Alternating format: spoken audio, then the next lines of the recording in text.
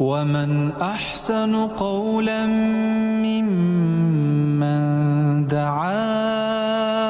إلى الله.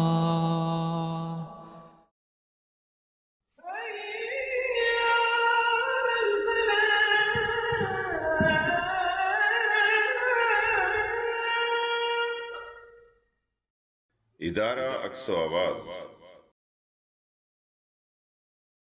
الحمدللہ رب العالمین والصلاة والسلام علی رسول الکریم وعلی آلہ واصحابہ اجمعین.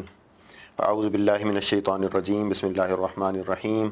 وانذرہم یوم الحسرۃ اذ قضی الامر وہم فی غفلۃ وہم لا یؤمنون. صدق اللہ العلی العظیم.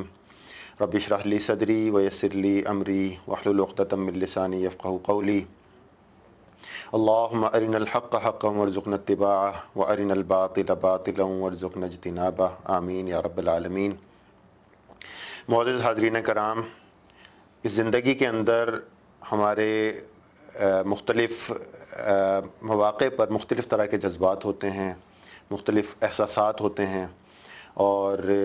جب ہمیں خوشی کوئی حاصل ہوتی ہے تو ہم خوشی سے سرشار ہوتے ہیں اور پھولے نہیں سما رہے ہوتے. اسی طرح سے جب ہمیں کسی طرح کا کوئی غم لاحق ہوتا ہے، کوئی چیز ہم سے مس ہو جاتی ہے، فوت ہو جاتی ہے، کوئی چیز چھن جاتی ہے، تو ہمیں اس کا افسوس اور ندامت ہوتی ہے اور حسرت ہم محسوس کرتے ہیں. اور اس دنیا کے اندر ہم دیکھتے ہیں کہ ہمیں جو چیز ہم سے مس ہو جاتی ہے، چاہے وہ کوئی فلائٹ ہو کہ جو چلی جائے، کوئی ٹرین مس ہو جائے، یا یہ کہ کوئی بچہ امتحان کے اندر فیل ہو جائے، تو ہم دیکھتے ہیں کہ اس دنیا میں اس کے لیے دوسرا چانس موجود ہوتا ہے اور وہ دوبارہ امتحان میں اپیئر ہو کے یا ایک فلائٹ کے بعد دوسری فلائٹ کے اندر اسے جگہ مل جاتی ہے اور وہ اپنی زندگی کو اسی طرح سے کنٹینیو کر لیتا ہے. حتیٰ کہ ایک وقت آتا ہے چند دنوں میں یا چند سالوں کے اندر وہ بالکل بھول جاتا ہے کہ اس کے ساتھ کبھی کوئی اس طرح کا حادثہ بھی پیش آیا تھا. لیکن اس کے بعد ہم دیکھتے ہیں کہ اس دنیا سے رخصتی کے بعد جب ہم ابدی زندگی کی طرف جائیں گے کہ جس کے لیے ہمیں یہاں بھیجا گیا ہے، جس کے تیاری کے لیے آخرت کا دن، اس میں ہمارے لیے یا تو خوشی ہے یا پھر حسرت ہے. اور آج ہم جس پہ بات کر رہے ہیں وہ حسرت کے حوالے سے ہے. جو میں نے آیت آپ کے سامنے تلاوت کی ہے سورہ مریم کی، اس میں اللہ رب العالمین نے یوم قیامت کو یوم حسرت فرمایا ہے، اور آپ صلی اللہ علیہ وسلم سے ارشاد ہوا ہے کہ اے نبی صلی اللہ علیہ وسلم انہیں ڈرا دیجئے اس دن سے جب کہ فیصلہ کر دیا جائے گا اور حسرت اور پچھتاوے کے سوا کوئی چارہ کار نہ ہوگا. آج کے دن تو یہ ایمان نہیں لا رہے ہیں نا، لیکن یہ کہ ان کو اس دن سے ڈرا دیجئے کہ جس دن سوائے حسرت کے اور کچھ بھی باقی نہ رہ جائے گا. تو قیامت والا دن، اس کی حسرت ایک ایسی حسرت ہے کہ جس کا کوئی سیکنڈ آپشن میسر نہیں ہے، اور اس دن واپس پلٹ کر نہیں آنا ہوگا. انسان اس بات کی خواہش کر رہا ہوگا، تمنا کر رہا ہوگا کہ کاش اسے واپس بھیج دیا جائے، وہ نیک اعمال کرے، صدقہ کرے، اور اس کے بعد اس دنیا سے دوبارہ ایک کامیاب اور سرخرو ہو کر واپس لوٹے وہ اپنے رب کی طرف، تاکہ وہ کامیابی اور جنت حاصل کر سکے. لیکن اس دن واپس پلٹنا نہیں ہوگا، اور صرف وہاں یا تو کامیابی اور ابدی خوشی ہوگی یا ابدی حسرت ہوگی کہ جس کی کوئی ریپیٹیشن اور کوئی اس کے بعد بیک پوائنٹ نہیں ہوگا. رسول اکرم صلی اللہ علیہ وسلم کی ایک حدیث ہے، بخاری اور مسلم دونوں میں روایت ہوئی ہے، کہ آپ صلی اللہ علیہ وسلم نے فرمایا کہ جب فیصلہ ہو چکے گا اور اہل جنت جنت میں جا چکیں گے اور جہنم والے جہنم میں جا چکے ہوں گے، اس کے بعد ایک سفید مینڈھے کی شکل میں موت کو لایا جائے گا اور اسے اہل جنت اور جہنم کے درمیان کھڑا کر دیا جائے گا. اسے دیکھ رہے ہوں گے اور پوچھا جائے گا کہ اے اہل جنت، کیا تم اسے پہچانتے ہو؟ اور حدیث میں آتا ہے کہ وہ گردنیں اونچی کر کے اسے دیکھیں گے اور کہیں گے کہ ہاں یہ موت ہے. اسی طرح سے پھر اہل نار سے، جہنم والوں سے پوچھا جائے گا کہ کیا تم بھی اسے پہچانتے ہو؟ وہ اسے دیکھیں گے اور اسی طرح وہ بھی جواب دیں گے کہ ہاں یہ تو موت ہے، پہچانتے ہیں ہم اسے. اس کے بعد اس سفید مینڈھے کو اہل جنت اور اہل جہنم کے درمیان سب کے سامنے ذبح کر دیا جائے گا، اور ارشاد ہوگا کہ آج یہ موت ہے جس کو موت دے دی گئی ہے، اور اے اہل جنت، تم اب ہمیشہ اس جنت میں رہو گے، تمہارے لیے کوئی موت نہیں ہے. یعنی انسان یہ سوچتا ہے آج کے دن کہ اس وقت جس خوشی کی کیفیت میں ہوں میں، یہ خوشی شاید عارضی ثابت ہو، یہ ختم ہو جائے گی، بالآخر اس کے بعد جو ہے وہ کوئی ناخوش لمحات بھی آ سکتے ہیں. یعنی اس زندگی کے اندر خوشیاں اور غم آتے رہتے ہیں، لیکن اس دن اعلان کر دیا جائے گا کہ اے اہل جنت، تم اب ہمیشہ اس جنت میں رہو گے اور کبھی بھی تمہیں موت نہیں آئے گی، خلود ولا موت۔ اور اسی طرح سے اعلان کر دیا جائے گا کہ اے اہل جہنم، اب تم اس جہنم میں ہمیشہ رہو گے، تمہیں موت نہیں آئے گی۔ اس دنیا کی زندگی میں ہم دیکھتے ہیں کہ کوئی انسان کہ جو زندگی سے بہت ہی اکتا گیا ہو اور اسے کسی ایسی تکلیف اور اذیت میں مبتلا ہو کہ جس سے وہ بہت ہی تنگ آ چکا ہو، تو وہ تمنا کرتا ہے کہ کاش مجھے موت ہی آ جاتی تو اس سے اچھا تھا۔ حالانکہ حدیث میں منع کیا گیا ہے کہ موت کی تمنا کی جائے، موت کی تمنا کرنے سے منع کیا گیا ہے، لیکن انسان کی ایک کیفیت ہوتی ہے زندگی کے اندر کہ وہ یہ سوچ رہا ہوتا ہے کہ یہ جو تکلیف، یہ رنج، یہ مرض جو مجھے لاحق ہو گیا ہے، یا جو اس دنیا کے اندر بے عزتی کی کیفیت میں پہنچ گیا ہوں میں، تو اس سے بہتر تھا کہ مجھے موت آ جاتی اور میں یہاں سے رخصت ہو جاتا اس دنیا کی، اس ذلت کی اور اس تکلیف کی زندگی سے۔ لیکن اس حسرت کا تصور کیجئے کہ جب موت کو سب کے سامنے ذبح کر دیا جائے گا اور اہل جہنم اسے دیکھ رہے ہوں گے اور اعلان کر دیا جائے گا کہ اے اہل جہنم، آج کے بعد تمہیں موت نہیں آئے گی، اور اس حسرت کے وقت ان کی کیا کیفیت ہوگی، کس طرح سے وہ ان کی تکلیف اور اس کا رنج میں اور آپ اس کا شاید اس وقت تصور بھی نہیں کر سکتے۔ لیکن سورہ مریم کی اس آیت میں جو میں نے آپ کے سامنے تلاوت کی اور صحیح بخاری اور مسلم کی متفق علیہ حدیث میں نبی اکرم صلی اللہ علیہ وسلم نے اس بات کو بیان فرما دیا ہے تاکہ میں اور آپ اس حسرت سے بچنے کے لیے آج تیاری کر لیں اور تاکہ وہ حسرت ہمیں لاحق نہ ہو۔ اسی طرح سے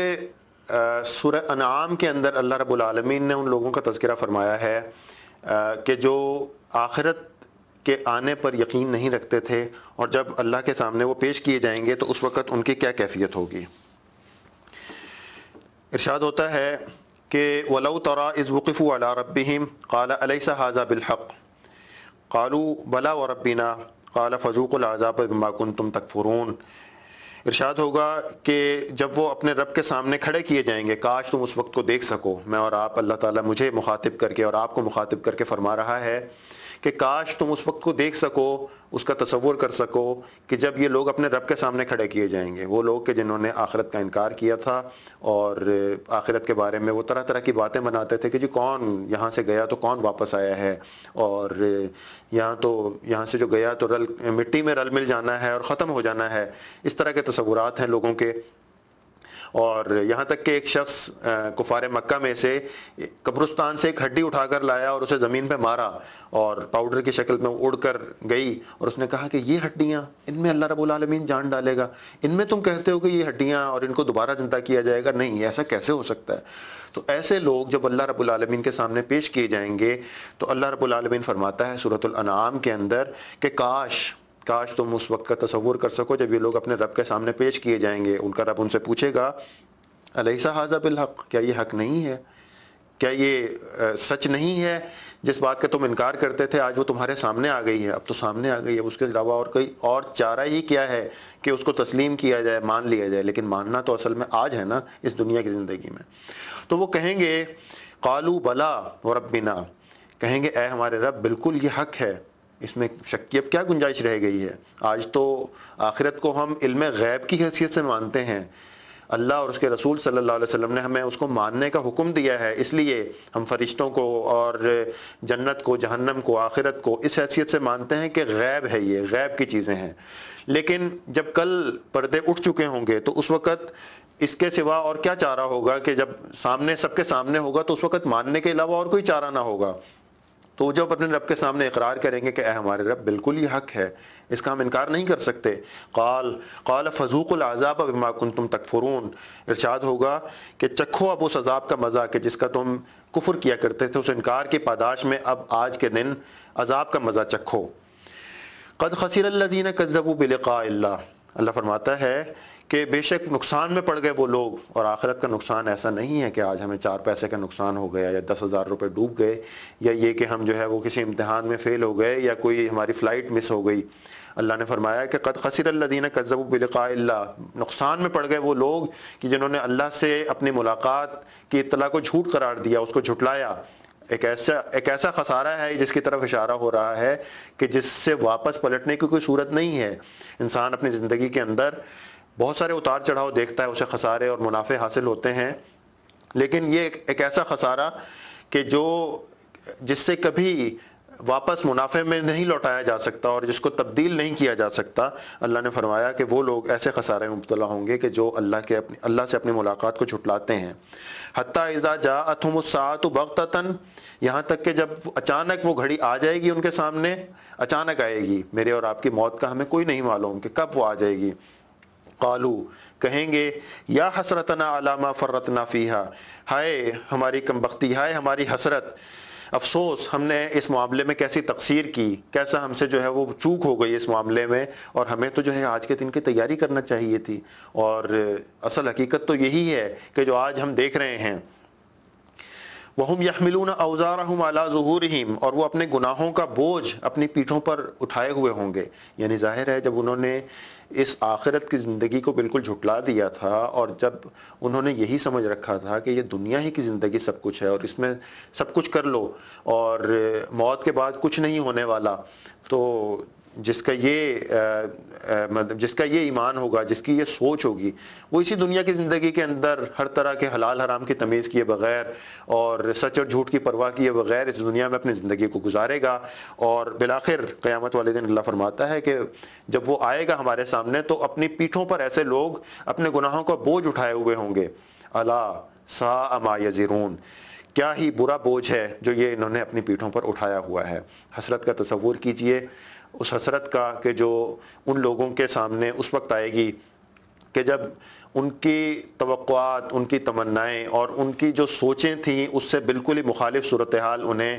موت کا سامنا کرتے ہی پیش آئے گی، اور اس کے بعد اپنے رب کے سامنے پیشی کے وقت جو حسرت انہیں درپیش ہوگی، اس کا تصور میں اور آپ اس وقت کر سکتے ہیں، اور اس سے بچنے کے لیے میں اور آپ تیاری کر سکتے ہیں۔ آج ہی اس کا موقع ہے کہ ہم اس حسرت سے بچنے کے لیے تیاری کریں۔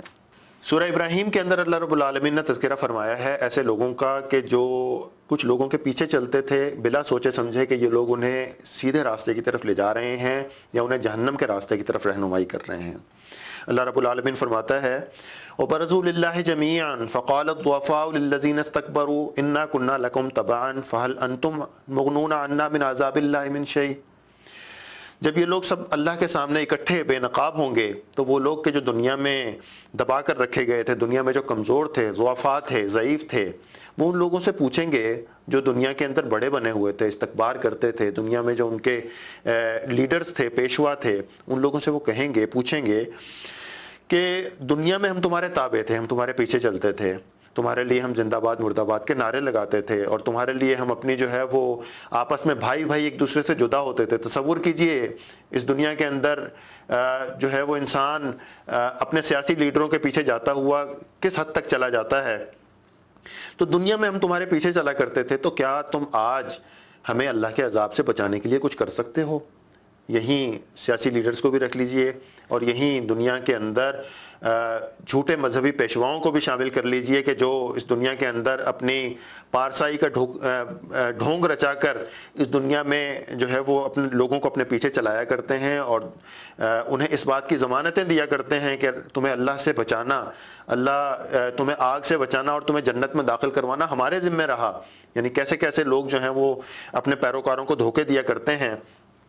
تو وہ پیروکار ان سے پوچھیں گے کہ کیا تم آج اللہ کے عذاب سے بچانے کے لیے ہمارے لیے کچھ کر سکتے ہو؟ اللہ کے عذاب سے ہمیں بچا سکتے ہو؟ آج ہمیں کچھ فائدہ دے سکتے ہو تم؟ وہ کہیں گے قالوا لو ہدانا اللہ لہدیناکم، لو ہدانا اللہ لہدیناکم، کاش کہ اللہ نے اگر ہمیں کوئی نجات کی راہ دکھائی ہوتی تو ہم بھی تمہیں دکھا دیتے۔ آج تو ہمیں بھی کوئی راستہ سجائی نہیں دے رہا۔ آج جس طرح تم مجبور نظر آ رہے ہو، اسی طرح ہم بھی مجبور ہیں۔ اگر اللہ نے ہمیں کوئی راہ دکھائی ہوتی، بچت کی کوئی صورت ہمیں معلوم ہوتی تو ہم تمہیں بھی وہ دکھا دیتے، تمہیں بھی وہ اس راستے کی طرف ہم تمہیں ہدایت دے دیتے، اس راستے کی طرف رہنمائی کر دیتے، لیکن آج کچھ بھی نہیں ہے۔ سواء علینا، ہمارے لیے برابر ہے، اجزعنا ام صبرنا، چاہے ہم جزا فضا کریں، چیخیں پکاریں چلائیں، یا یہ کہ خاموش ہو کر بیٹھ جائیں، صبر کر کے اور جو ہے وہ خاموش ہو کر بیٹھ جائیں، برابر ہے۔ سواء علینا، ہمارے لیے برابر ہے، اجزعنا ام صبرنا ما لنا من محیص، چاہے ہم جزا فضا کریں یا ہم صبر کر کے خاموش ہو کر بیٹھ جائیں، بچنے کی اس سے کوئی صورت رکھی نہیں ہے اللہ رب العالمین نے، کیونکہ میں اور آپ، ہم اور تم، آگے رہنے والے، استکبار کرنے والے اور ان کے پیچھے چلنے والے، یہ سب لوگ اللہ کی نافرمانی کر کے آئے ہیں، تو آج بچنے کی کوئی صورت ان کے لیے اللہ رب العالمین نے رکھی نہیں ہے۔ یہ ان لوگوں کا انجام اللہ نے بتایا ہے کہ جو آنکھیں بند کر کے اپنے لیڈروں کے پیچھے، اپنے پیشواؤں کے پیچھے بغیر یہ سوچے سمجھے کہ وہ انہیں حق کی طرف رہنمائی کر رہے ہیں یا انہیں وہ جہنم کی طرف لے جا رہے ہیں، بغیر سوچے سمجھے ان کے پیچھے ان کی پیروی کیا کرتے تھے۔ تو ان کی حسرت ملاحظہ کیجئے آپ کہ اللہ رب العالمین نے جب ان کی حسرت کا تذکرہ فرمایا ہے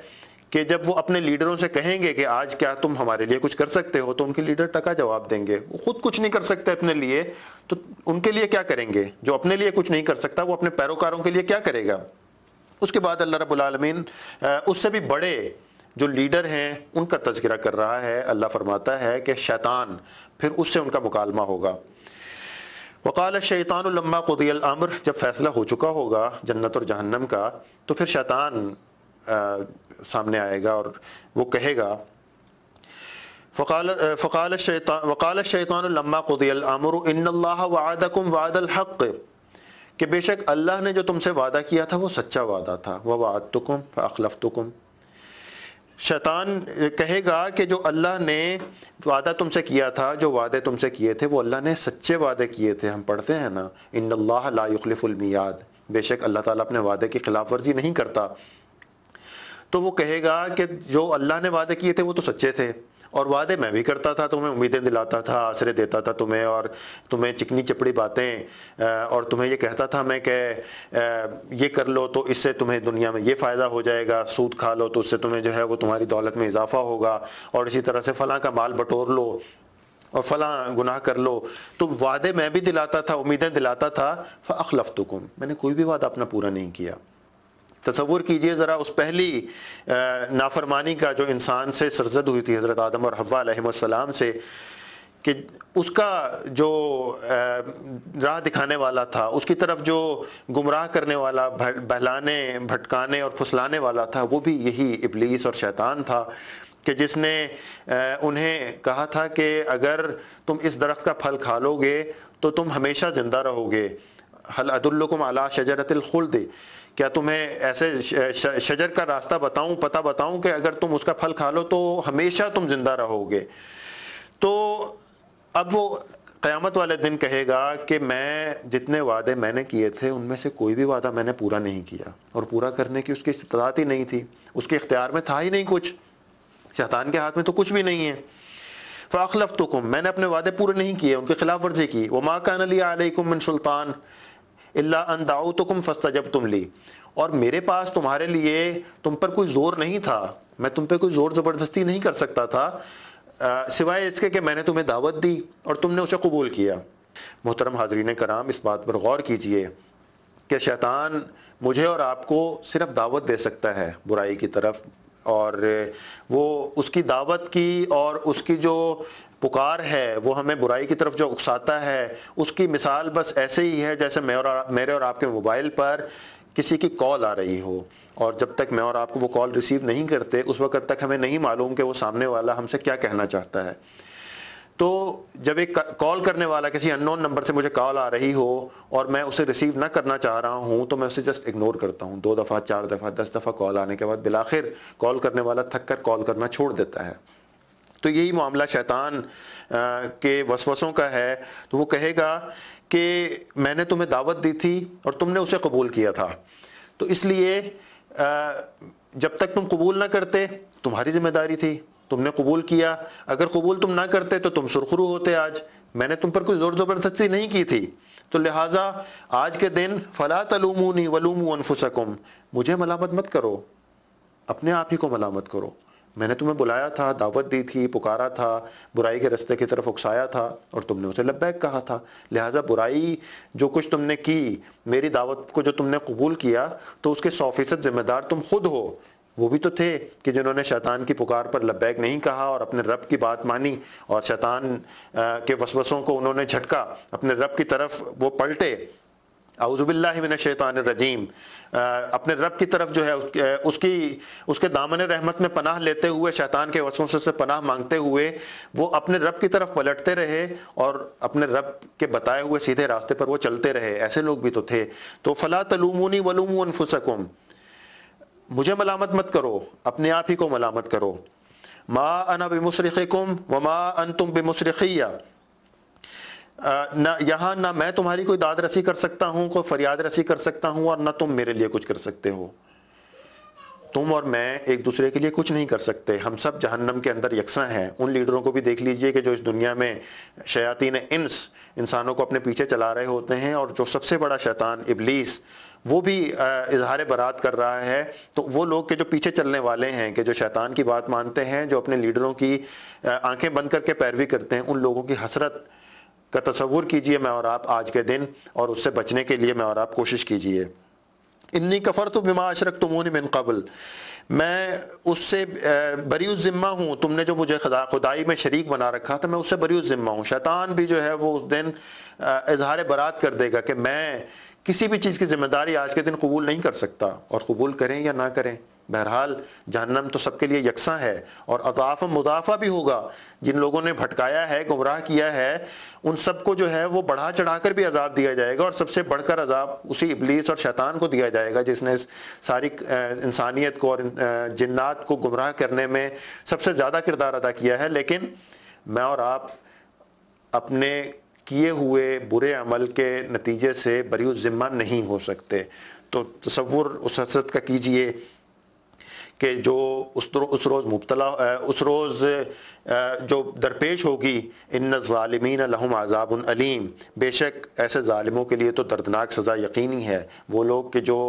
آگے بڑھ کر استکبار کر رہے تھے، تکبر کر رہے تھے، اور وہ لوگ کہ جو ان کے پیچھے آنکھیں بند کر کے چل رہے تھے، ان سب کے لیے اللہ رب العالمین نے فرمایا کہ ان کے لیے دردناک عذاب یقینی ہے۔ تو میں اور آپ، اللہ تعالیٰ مجھے اور آپ کو اس حسرت سے بچنے کی توفیق عطا فرمائے۔ سورۃ الفرقان کے اندر اللہ رب العالمین نے ایسے لوگوں کا تذکرہ فرمایا ہے کہ جو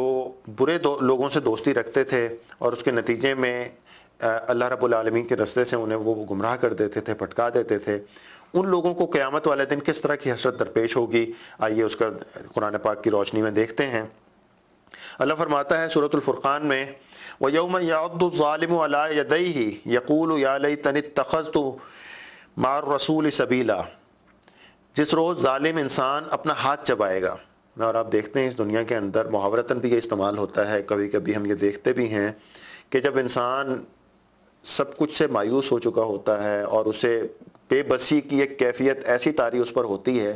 کہ وہ اس سے کچھ اور بن نہیں رہا ہوتا، تو وہ اپنا ہاتھ چبانے لگتا ہے۔ اللہ فرماتا ہے کہ اس قدر بے بسی کی کیفیت ہوگی کہ ظالم انسان اپنا ہاتھ چبائے گا اور کہے گا، یا لیتنی اتخذت مع الرسول سبیلا، کاش میں نے رسول کا راستہ اختیار کیا ہوتا، رسول کی پیروی میں نے کی ہوتی۔ یا ویلتا لیتنی لم اتخذ فلانا خلیلا، کاش میں نے فلاں انسان کو اپنا دوست نہ بنایا ہوتا۔ میں اور آپ تصور کر لیں ہم لوگ کن لوگوں کے درمیان اٹھتے بیٹھتے ہیں، کیسی ہماری دوستیاں، ہماری سنگتیں ہیں، ہماری محفلیں ہیں، اور اس کے بعد اپنے آپ کو اس حسرت سے بچانے کی فکر کریں کہ کاش میں نے فلاں شخص کو دوست نہ بنایا ہوتا، اس شخص نے کیا کیا میرے ساتھ، لقد اضلنی عن الذکر بعد اذ جاءنی، اس شخص نے تو مجھے گمراہ کر دیا اس ہدایت سے، اس نور سے، اس ذکر سے کہ جو میرے پاس آ چکا تھا۔ ہدایت میرے سامنے آ چکی تھی، قرآن، احادیث اور سب کچھ کھول کھول کر بیان کر دیا گیا تھا، لیکن میں ایسے دوست کے ساتھ اٹھتا بیٹھتا تھا، ایسے شخص کو میں نے دوست بنا رکھا تھا، یا میری دوستیاں ایسے لوگوں سے تھیں کہ جنہوں نے مجھے اس ہدایت سے گمراہ کر دیا، اس ذکر سے غافل کر دیا۔ تو کاش کہ میں نے فلاں شخص کو دوست نہ بنایا ہوتا۔ لقد اضلنی عن الذکر بعد اذ جاءنی، اس نے تو مجھے گمراہ کر کے رکھ دیا اس ذکر سے، اس ہدایت سے۔ وَكَانَ الشَّيْطَانُ لِلْإِنسَانِ خَذُولًا، اور شیطان تو انسان کے حق میں بڑا ہی بے وفا نکلا، اس نے بہلایا پھسلایا۔ اور وہ شیاطین انس کہ جنہوں نے بہت سارے جھوٹے وعدے کیے، اور ویسے ہی انسان، میں اور آپ اپنی دوستیوں کا جائزہ لیں کہ کتنا وقت ہم اپنی محفلوں کے اندر خوش گپیوں میں اور اللہ کی نافرمانیوں میں ضائع کر رہے ہوتے ہیں، تو اللہ نے فرمایا کہ ایسی دوستیاں بھی قیامت والے دن حسرت کا باعث ہوں گی۔ انسان کہے گا کہ کاش میں نے ایسے لوگوں کو، ایسے شخص کو اپنا دوست نہ بنایا ہوتا۔ رسول اکرم صلی اللہ علیہ وسلم نے اچھی اور بری دوستی کی مثال اس طرح سے بیان فرمائی ہے کہ اچھا دوست تمہارا عطر فروش کی طرح ہے، کہ اس کے پاس اگر تم بیٹھے ہوگے تو اگر تم عطر نہیں بھی خرید رہے، یا تو تم اس سے کچھ خوشبو لے لو گے، اگر تم اس سے کچھ خوشبو حاصل نہیں بھی کر رہے، نہیں خرید رہے، تو لیکن جب تک تم وہاں بیٹھے ہوئے ہو، تم وہاں اس کی خوشبو سے بغیر کسی معاوضے کے مستفید ہو رہے ہو۔ اور اسی طرح سے برے دوست کی آپ صلی اللہ علیہ وسلم نے مثال بیان فرمائی ہے اسی حدیث کے اندر، کہ برا دوست لوہار کی بھٹی کی طرح ہے۔ اگر تم اس کے پاس بیٹھے ہو لوہا خریدنے کے لیے، اور لوہا اگر نہیں بھی خرید رہے تو اس کے باوجود وہاں جب تک تم بیٹھے ہوئے ہو تو اس کی کالک اور اس کا دھواں تمہیں وہاں پریشان کیے رکھے گا، اور جب تم وہاں سے اٹھ کر جاؤ گے تو تمہارے کپڑوں پر بھی کالک لگی ہوئی ہو سکتی ہے۔ تو یہ ہے اچھی اور بری دوستی کی مثال۔ اور برا دوست جو ہے، ان آیت کی روشنی میں سورۃ الفرقان کی جو آیات میں نے آپ کے سامنے تلاوت کی ہیں، برا دوست قیامت والے دن حسرت کا بھی باعث بن سکتا ہے، اور اس دن جس حسرت میں انسان مبتلا ہوگا، اس کے بعد اس سے پلٹنے کی اور واپسی کی کوئی صورت نہیں ہوگی۔ اس دن فائنل اور ڈیفینیٹ حسرت ہوگی، اور انسان اس حسرت کا مداوع کسی بھی صورت نہ کر سکے گا۔ نبی اکرم صلی اللہ علیہ وسلم نے ایک حدیث کے اندر ارشاد فرمایا ہے، آپ صلی اللہ علیہ وسلم نے صحابہ کرام سے پوچھا کہ تم جانتے ہو کہ مفلس کون ہے؟ صحابہ کرام نے کہا کہ ہمارے ہاں تو مفلس ایسے شخص کو کہا جاتا ہے کہ جس کے پاس زندگی گزارنے کا مناسب سر و سامان نہ ہو، جس کے پاس گھر نہ ہو، سر چھپانے کو گھر نہ ہو، روٹی کھانے پینے کے لیے جو ہے وہ میسر نہ ہو اسے، تو ایسے شخص کو مفلس کہتے ہیں۔ میں اور آپ بھی اردو زبان کے اندر مفلس ایک لفظ استعمال ہوتا ہے۔ تو آپ صلی اللہ علیہ وسلم نے فرمایا کہ میری امت کا مفلس قیامت والے دن وہ ہوگا۔ اس پر بھی ذرا غور فرمائیے کہ نبی اکرم صلی اللہ علیہ وسلم سوال پوچھتے ہیں، اور اس کے بعد اس کا رخ جو ہے وہ اصل زندگی کی طرف موڑ کر اس کی طرف انسان کی رہنمائی کرنا چاہتے ہیں، اور میری اور آپ کی رہنمائی اس زندگی کی طرف کرنا چاہتے ہیں۔ آپ صلی اللہ علیہ وسلم نے فرمایا کہ میری امت کا مفلس قیامت والے دن ایسا شخص ہوگا کہ جو نیکیوں کے ڈھیر لے کر آئے گا، انبار لے کر آئے گا۔ بہت سارے اس نے نمازیں پڑھی ہوں گی، تہجدیں پڑھی ہوں گی، روزے رکھے ہوں گے، نفلی روزے رکھے ہوں گے، زکوٰۃ دی ہوگی، صدقے کیے ہوں گے، اور اس نے بہت سارے عمرے کیے ہوں گے، حج بھی کیے ہوں گے، اور جتنی آپ نیکیوں کا تصور کر سکتے ہیں۔ آپ صلی اللہ علیہ وسلم نے ارشاد فرمایا کہ وہ بہت ساری نیکیاں لے کر آئے گا، نیکیوں کا ایک اس کے پاس ذخیرہ ہوگا، لیکن اس کے بعد اس کی کیفیت یہ ہوگی کہ اس نے کسی کا مال ہتھایا ہوگا، کسی کو قتل کیا ہوگا، کسی پر تہمت اور بہتان لگایا ہوگا، کسی کا دل دکھایا ہوگا، اور اس طرح سے جو ہے وہ اس نے بہت سارے انسانوں کے حقوق پر ڈاکہ ڈالا ہوگا۔ پھر اللہ رب العالمین کے سامنے سارے مدعی پیش ہوں گے، اور اس کی نیکیاں ان لوگوں کے معاوضے کے طور پر انہیں دی جانے لگیں گی، حتیٰ کہ جب اس کی ساری نیکیاں تقسیم ہو چکی ہوں گی، اور اس کے بعد بہت سارے دعوے دار اب بھی موجود ہوں گے کہ اس نے میرے لیے فلاں کام میرے خلاف کیا تھا، اور میری عزت پہ حملہ کیا تھا، اور یہ کہ بہت ساری باتیں جو حقوق العباد کے ضمن میں اور آپ سوچ سکتے ہیں، تو دعوے دار اب بھی کھڑے ہوں گے۔ اس کے بعد ان لوگوں کے گناہ لے کر اس شخص کے پلڑے میں ڈالے جاتے رہیں گے، اور اس کے بعد اس کی کیفیت یہ ہوگی کہ وہ جو نیکیوں کا ایک بہت بڑا ذخیرہ لے کر آیا ہوگا، اس کو ساری نیکیاں اپنی کھو چکا ہوگا، اور بالآخر بہت سارے گناہوں کو ایک ڈھیر لے کر اسے جو ہے وہ جہنم میں داخل کر دیا جائے گا۔ تصور کیجئے اس حسرت کا کہ جو اس شخص کو اس وقت لاحق ہوگی، جس طرح سے میرا اور آپ کا مال جو ہے وہ اچانک چھن جائے، یا اس طرح سے تصور کیجئے کہ میرے اور آپ کے پاس جو روپے تھے، جو مال تھا، اسباب تھا، اس کے بارے میں پتہ لگا کہ اچانک یہ کاغذوں کے ٹکڑے رہ گئے ہیں، صرف وہ نیکیاں بالکل ختم ہو جائیں گی۔ قیامت والے دن کی کرنسی کے جو نیکیاں ہیں اس سے وہ ساری چھین لی جائیں گی، اور اس کے ذمے بہت سارے لائبلٹیز، بہت سارے قرض جو ہیں اس کے ذمے چڑھ جائیں گے. گناہ ایک لائبلٹی ہے، نیکی ایک ایسٹ ہے، قیامت والے دن کی ایک کرنسی ہے نیکی. تو اس شخص کی حسرت کا تصور کیجئے کہ جو قیامت والے دن اپنے ساری جمع پونجی سے ہاتھ دھو بیٹھے گا اور اس کے بعد اسے لوگوں کے گناہ اس کے سر ڈال کر اسے جہنم میں پھینک دیا جائے گا. اور اس حسرت سے میں اور آپ بچنے کی کوشش کریں، اور اس دنیا کے اندر جتنے بھی لوگوں سے ہمارے معاملات ہوتے ہیں ان سے ہم کوشش کریں اور جو ہے وہ کسی کا ہم دل نہ دکھائیں، کسی کے مال پر ناحق قبضہ نہ کریں، اور لوگوں کے ساتھ جتنے ہمارے معاملات ہیں سب فیئر ہوں. کسی پر الزام بہتان لگانا اور قتل کر دینا، کسی کی زمین پر قبضہ کر لینا اور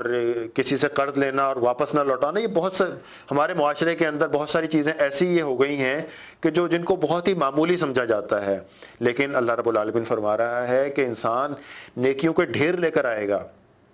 تصور کیجئے کہ ایک شخص کے جو حج کر کے آیا ہے، خانہ کعبہ میں ایک نماز پڑھنے کا ثواب 1,00,000 نمازوں کا ثواب کے برابر ہے. اور اگر وہ 10 دن وہاں رہا ہے، 40 دن وہاں پر رہا ہے، کتنی اس نے نمازیں پڑھی ہیں، ملٹیپلائی کرتے جائیے. لیکن اس کے بعد جو ہے وہ ساری چیزیں یوں کہیے کہ مائنس ہوتی گئیں یا زیرو سے ملٹیپلائی کر دی گئیں. اور اس کے بعد جو ان کے گناہ تھے وہ اس کے سر منڈ دیے گئے، اور اس کی کیفیت یہ ہوئی کہ اپنی ساری نیکیوں کے باوجود اس سب سے ہاتھ دھو بیٹھ کر وہ جہنم میں داخل کر دیا گیا. ایسی حسرت اللہ رب العالمین مجھے اور آپ کو اس سے محفوظ فرمائے، اور اسی دنیا کے اندر ان تمام حقوق کو، بندوں کے تمام حقوق کو پہچاننے اور انہیں ادا کرنے کی توفیق عطا فرمائے. اللہ رب العالمین سے دعا ہے کہ قیامت والے دن جتنی حسرتیں پیش آنی ہیں، اللہ رب العالمین ہم سب کو ایسی تمام حسرتوں سے محفوظ رہنے کی توفیق عطا فرمائے اور آج ان کے لیے تیاری کرنے کی توفیق عطا فرمائے. وآخر دعوانا ان الحمدللہ رب العالمین.